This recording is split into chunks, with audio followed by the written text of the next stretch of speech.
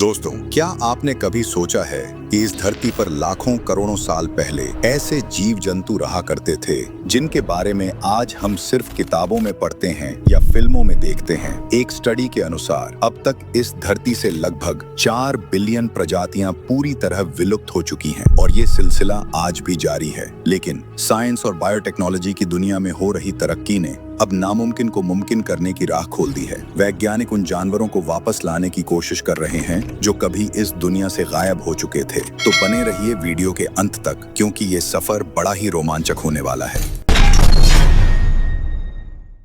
दोस्तों, अगर आपने हॉलीवुड मूवीज जैसे आइस एज देखी है तो आपने उस विशालकाय मैमथ को जरूर देखा होगा। जी हाँ, वुल्ली मैमथ, जो अपने विशाल दांतों और मोटी फर वाली बॉडी के लिए जाना जाता था। ये जानवर आइस एज के दौरान साइबेरिया, अलास्का और उत्तरी अमेरिका के बर्फीले इलाकों में घूमते थे। इनके कंधों की ऊंचाई 9 से 11 फीट तक होती थी और इनका वजन 6 टन तक हो सकता था। लेकिन जैसे जैसे आइस एज खत्म हुआ, क्लाइमेट चेंज और इंसानों द्वारा किए गए शिकार ने इनकी आबादी को धीरे धीरे खत्म कर दिया। करीब 4000 साल पहले ये पूरी तरह विलुप्त हो गए। लेकिन क्या आप जानते हैं, साइबेरिया की बर्फ में आज भी इनके फ्रोजन अवशेष मिलते हैं जिनमें डीएनए के टुकड़े मौजूद हैं। वैज्ञानिक अब इन डीएनए टुकड़ों को आधुनिक हाथियों के जीन के साथ मिलाकर मैमथ को वापस लाने की कोशिश कर रहे हैं। क्रिस्पर जैसी जीन एडिटिंग टेक्नोलॉजी का इस्तेमाल करके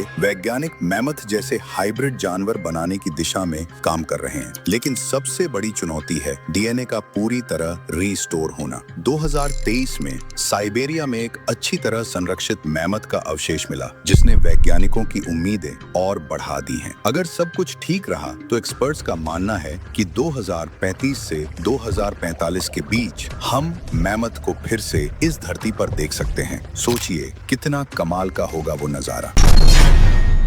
अब बात करते हैं एक ऐसे पक्षी की जिसका नाम सुनते ही हमारे दिमाग में एक अजीब सी तस्वीर उभरती है। जी हाँ, डोडो बर्ड। ये उड़ने में असमर्थ, भारी भरकम और थोड़ा अजीब दिखने वाला पक्षी मॉरिशस के घने जंगलों में पाया जाता था। इसकी लंबाई करीब 3 फीट थी और इसका वजन 10 से 20 किलो तक होता था। डोडो पूरी तरह शाकाहारी था और फल, बीज और पौधे इसका पसंदीदा खाना थे। लेकिन 17वीं सदी में जब यूरोपियन नाविक मॉरिशस पहुंचे तो उन्होंने इसका जमकर शिकार शुरू कर दिया। ऊपर से उनके साथ आए जानवरों ने डोडो के अंडों को नष्ट करना शुरू कर दिया। नतीजा 1680 तक डोडो पूरी तरह विलुप्त हो गया। लेकिन कहानी यहीं खत्म नहीं होती। वैज्ञानिकों ने डोडो के कुछ अवशेषों से डीएनए सैंपल निकाले और अब इसे इसके करीबी रिश्तेदार जैसे निकोबार कबूतर के जीन के साथ मिलाकर वापस लाने की कोशिश हो रही है। 2022 में एक रिसर्च प्रोजेक्ट शुरू हुआ जिसका मकसद है डोडो को फिर से जिंदा करना।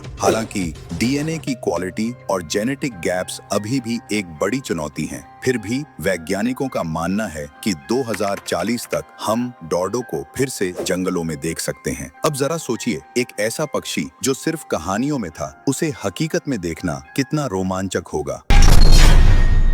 दोस्तों, अब बात करते हैं एक ऐसे जानवर की जो दिखने में ना तो पूरी तरह बाघ था और ना ही कुत्ता, लेकिन उसका नाम था तस्मानियन टाइगर। ये ऑस्ट्रेलिया और तस्मानिया के जंगलों में पाया जाता था। इसकी पीठ पर धारियां, लंबी पूंछ और कंगारू जैसी थैली इसे बेहद खास बनाती थी। ये मांसाहारी था और छोटे जानवरों का शिकार करता था। लेकिन 19वीं और 20वीं सदी में इंसानों ने इसे खेती और मवेशियों के लिए खतरा मानकर इसका शिकार शुरू कर दिया। 1936 तक तस्मानियन टाइगर पूरी तरह विलुप्त हो गया। लेकिन हाल ही में ऑस्ट्रेलिया की एक रिसर्च लैब ने इसके डीएनए को इसके करीबी रिश्तेदार जैसे डिंगो के जीन के साथ मिलाकर इसे वापस लाने का प्रोजेक्ट शुरू किया है। 2024 में वैज्ञानिकों ने तस्मानियन टाइगर के एक अच्छी तरह संरक्षित अवशेष से डीएनए निकाला और अब जीन एडिटिंग की मदद से इसे रिक्रिएट करने की कोशिश हो रही है। सबसे बड़ी दिक्कत है इसके डीएनए का पूरा सीक्वेंस तैयार करना। लेकिन अगर ये प्रोजेक्ट कामयाब रहा तो 2030 तक हम तस्मानियन टाइगर को फिर से देख सकते हैं। सोचिए, एक ऐसा जानवर जो सिर्फ ब्लैक एंड व्हाइट तस्वीरों में बचा था, वो फिर से जंगल में दौड़ता दिखे तो कैसा लगेगा।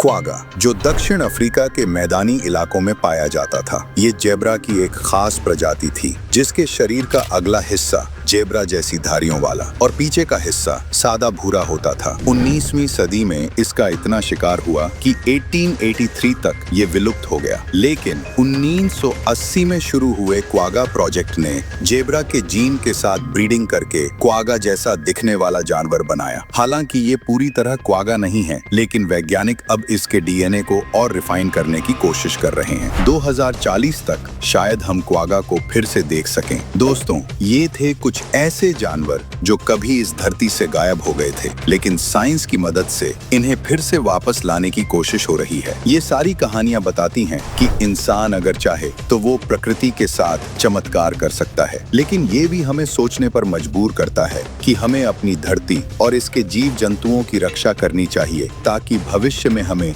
ऐसे प्रोजेक्ट्स की जरूरत ही न पड़े। तो दोस्तों, वीडियो कैसी लगी हमें कमेंट में जरूर बताएं। और हाँ, आपको इनमें से किस जानवर का वापस आना सबसे ज्यादा एक्साइट करता है, वो भी कमेंट में शेयर करें। अगर आपने अभी तक चैनल को सब्सक्राइब नहीं किया तो जल्दी से सब्सक्राइब कर लें और बेल आइकन दबाना ना भूलें, ताकि हमारे नए वीडियो का नोटिफिकेशन आपको तुरंत मिले। मिलते हैं अगले वीडियो में एक नए और इंटरेस्टिंग टॉपिक के साथ। तब तक के लिए जय हिंद।